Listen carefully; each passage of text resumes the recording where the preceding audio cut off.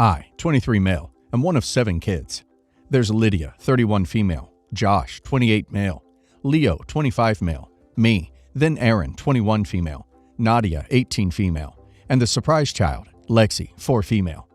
With that many siblings, it's easy to get lost in the crowd. Some of us have our positions, so to speak. Lydia's the oldest. Lexi's the baby. I have a kid. Yes, that's my descriptor. OP gave us grandchildren. Erin is the golden child. She was the last planned child, the one supposed to tie up our family. She was born premature, so I understand that my parents coddled her to an extent. But it's more than that now. Erin's getting married and recently told us that she's brought the date forward due to a cancellation. No big deal. It just means they're getting married sooner. But the new date lands on the date of Nadia's high school graduation. Erin was sympathetic, but said she's already committed to the date. They've printed the invitations. My parents normally go overboard on our high school grads, but they said that they just have to miss Nadia's. We were all sympathetic, but it wasn't intentional. Or so I thought. But Nadia later told me and Leo that she was there when Erin got the call about the cancellation and told Erin that she was graduating that day. But Erin just laughed and accepted the date anyway. This, as much as I hate to admit it, sounds like a very Erin thing to do. She booked her engagement party for the night of Nadia's 18th birthday. Luckily, she wasn't celebrating until the weekend. She announced her engagement at my oldest sister's wedding anniversary. Everything is about her. I confronted Erin about this, and she said that Nadia's high school graduation didn't matter. She wanted to get married to the love of her life sooner, and our family had been to plenty of high school graduations at this point anyway. She said something like, "We still have Lexi." But here's what gets me the most. Nadia's been looking forward to this for so long. She's watched all of us graduate and have these huge celebrations thrown by our parents. I asked Nadia what she wanted, and she said she wanted to have her day. So I told my family that me and Nadia won't be attending the wedding. Leo has also dropped out. Everyone's angry. Erin's furious, and I didn't make it better by telling her that I could watch our other siblings get married, since it's all the same in her eyes. Mom's trying to convince me to come to the wedding because graduation isn't as important. But I feel like if I don't do this, then it sets a precedent in Nadia's life that she's always going to mean less than Erin. I've had messages calling me an a-hole, an idiot, etc. They're telling me to step up and be a good brother. But that's what I'm doing. My son is supposed to be a ring bearer, but with how my family is reacting, I'm considering pulling him out of the wedding too. My dad's told Nadia he'll take her to dinner after the wedding. Nadia's currently staying with me because Mom won't stop cornering her. Am I the a-hole? Not the a-hole. Erin tried to make her little sister's graduation all about her, and you are being a good big brother and standing up for Nadia. Also, I'm extra petty, but I would pull your son out of the wedding in solidarity of Nadia. By the way, I could watch our other siblings get married, since it's all the same in her eyes. Boom! Not the a-hole. Erin is just a narcissist. She could have chosen 364 other days to have her wedding. But no, she wanted to snub someone else's achievement. Let this be a lesson Erin may learn. She is not the center of the universe. Not the a-hole, and pull your son out of the wedding ASAP. They are picking on a child over her sister picking on her. You don't want your son around all that drama. Hopefully others will leave that ship before it fully sinks. I'd make sure to tell everyone you know it was on purpose. And if they wanted to be a-holes to a high schooler over an entitled adult, that's on them. Okay, I'm in this dilemma. When I met my wife 10 years ago, she had a 1-year-old. His real dad is a complete dumpster. Never wanted to have anything to do with her or her son. I love them both, and I marry her a year later. Then we have another son, B, who is healthy and amazing. For 3 years, we're all happy. We were saving for a house, both working, and taking care of our 2 boys. Then we hit a rough patch. Money is tight, with daycare and neither of us had gone to college. But we're doing well, established in our respective industries. Then she starts to slip, spending time out of the house more, going out with friends. I'm okay with this, since she didn't have a traditional post-high school life since she was pregnant her senior year of high school. But then she goes silent and we rarely talk. Then on Tuesday, she announces she's leaving. She grabbed some stuff and went to live with a dude she met at work and had been seeing on the sly when I was home with the kids. Fast forward a few months, and she's back in town. Her and her new boyfriend have an apartment and has more contact with our 2 sons. Then she gets pregnant with boyfriend's kid, C. Fast forward another few years, and they all live with her and boyfriend, and I see my 2 boys on the weekend. Fast forward until last fall.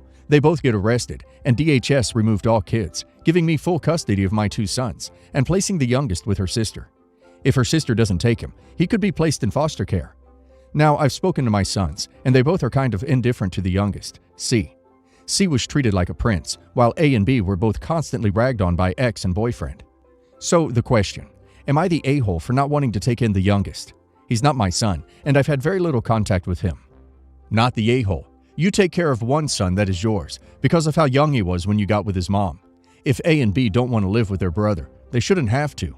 Now, 2 things. 1, this is their brother. They should be able to spend time with him, regardless of who becomes his guardian. The treatment they have mentioned isn't new. Even mothers doing it doesn't surprise me. But if the youngest is young enough, that behavior can be fixed. 2, can you financially care for all 3? Is the youngest out of control? After that, you really just have to do what you want, emotionally, morally. Not the a-hole, but man, it sucks that kid C may have to suffer because of his mother's poor life choices. Really hoping the sister takes the kid in so he doesn't end up in foster care. Not the a-hole. When this event happened, you were legally only obligated to take in B because you're the father of that child. It was your choice on whether to take in A and C. You chose to take in A because B and A are close, and you wanted B to be happy, as well as the fact that you and A also have a close relationship. You didn't take in C because A and B didn't have a good relationship with C, and taking C in would cause problems for the family. You did the best thing for your child, and whether or not C ends up in foster care is up to your ex's sister, not you. When I, 36 female, was younger, my parents would take my siblings and I on a trip for our 10th birthday. It was our family tradition, and they want to continue with my kids, Sadie, 9 female, and Jamie, 6 male. Sadie will be turning 10 soon, so my parents told her that they will be taking her and Jamie to Disney. They're only paying for my kids, so my husband Sam, 34 male, and I have decided to save up to join the trip and make memories together as a family. Us, our kids, and my parents. Everything was fine, but my husband's sister-in-law, Emma, 29 female, heard about the trip and wants her daughter Avery, 10 female, to also join along, and has been forcefully trying to get her way, even after I've said no countless times. Emma is a single teen mom. Dad's not in the picture, so it has been very difficult for her to be able to provide Avery with certain experiences and opportunities that my kids have been given. Since Avery just turned 10 and didn't have a party, big gift, Emma thinks Avery is entitled to a Disney trip too, because my parents, who are in no way related to her, are taking Avery's cousins.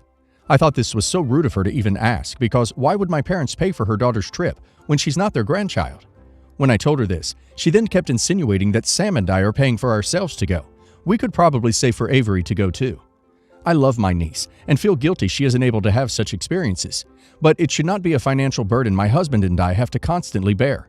We already help a lot by buying groceries, babysitting, pay for sports teams, school supplies. When I sternly told her my parents won't be paying, and that my husband and I don't want to have to pay either. Then she had the audacity to drop the "we're all family, it takes a village to raise a child" card on me. I have helped her so much. Sam and I have just lost it on her, because she isn't even appreciative of what we've already done to help her provide necessities for her child, yet she always wants to ask for more. Not once has she suggested paying for some of Avery's plane ticket, park pass, hotel. She just wants us to bear this cost so her daughter can live a life she can't provide for. I know it sounds terrible, but I hate having to be the one who has to feel guilty and pay up so that Avery can live like our family, when Emma won't even try to pay for some of it.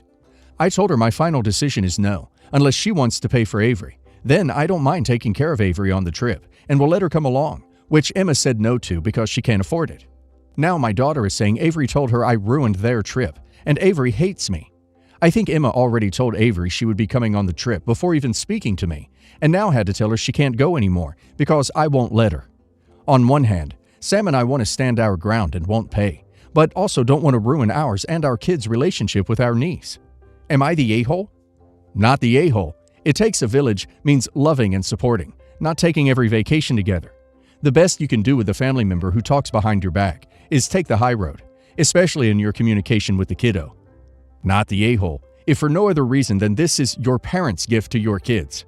It's kind of crummy for that to be hijacked. Emma's entitlement is another issue altogether. I mean, nothing about Disney is cheap. That she can't afford or even contribute makes the whole thing worse. Not the a-hole. If people are unappreciative of the support they get, then give them none. You know the saying, never look a gift horse in the mouth. Time for you to show them why. My partner and I recently bought a house and are beginning to host, mostly to thank those who kindly helped. My family gave us a small sum for furniture. Our friends and his sister helped with some renovations. It'll be a mix of gatherings of friends, family, and one-on-one dinners. We're not having a housewarming. We don't want gifts. So my partner's parents didn't help in any way. We understand we're not entitled to anything, but the reason is because they were adamant about not buying in 2022.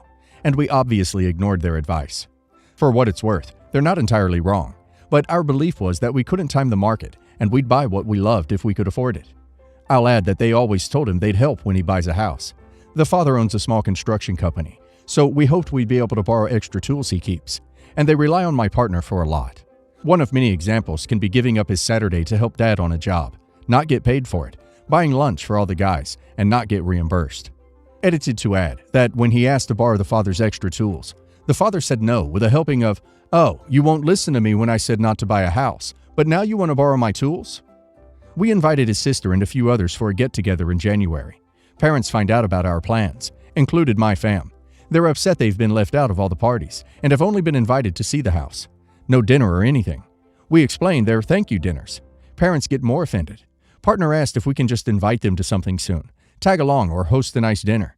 I said a definite no to the former, and I don't want to do the latter. Am I the a-hole for sticking to my guns about only hosting for those who helped us? You're inviting people as a thank you, and they didn't do anything to help. How do you think it's going to work? Your parents, thanks for the money for furniture. Friend A and friend B, thanks for helping remodel. In-laws, thanks for nothing. Not the a-hole. Not the a-hole. You don't send thank you cards to people who don't come to your graduation. So why would you host a thank you dinner for people who didn't help? They're not required to help you or anything, but you're also not required to thank them for nothing. Not the a-hole. If it was specifically a thank you dinner to those who helped you, then no, they do not get an invite. There is never a good time to buy a house. A friend of mine's parents keep telling her to wait to buy when house prices came down. All her friends were buying small starter homes at the time, Victorian terraces. They then, a few years later, moved on to small semis, and her parents were still advising her to wait until house prices fell. Ourselves and her other friends moved into larger semis and detached houses, and house prices still continued to rise. She desperately wanted her own home, but all she could stretch was to one of the Victorian terraces, and she said she didn't want that, when all her friends had very different homes by then. My advice is to jump on the property ladder whenever you see the chance. I, 32 male, and my wife, 33 female, have 3 kids. Our twin sons, 10, and our girl, 8.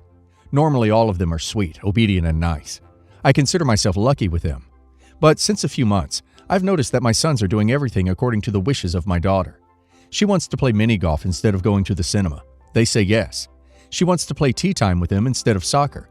They love soccer, and they say yes. Not doing sports, but sitting in their sister's room to drink tea. They literally treat her like their princess, and always putting her wishes over theirs. And they get nothing in return.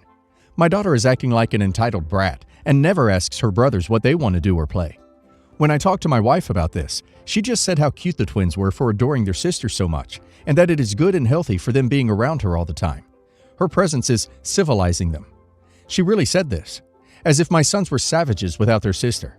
She told me not to intervene in their relationship, so I let it go.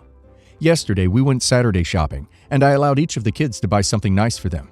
My daughter picked a pair of very expensive brand rain boots. I told her that she can have something like that for her birthday, and she started to cry. And what happened? Her knights showed up and said they would buy nothing so she could have the boots. My wife, of course, said, "Aw, how sweet of you." This was the moment. I exploded and said nobody is getting anything and we were going home. When we arrived, my wife called me an a-hole who is trying to turn his own children against each other. I told her that she is a hypocrite. If the roles were reversed, she would be furious, but since it's the girl who is getting her way, it is okay. We haven't really talked since. Am I the a-hole for standing up for my sons and revealing my wife's favoritism and hypocrisy?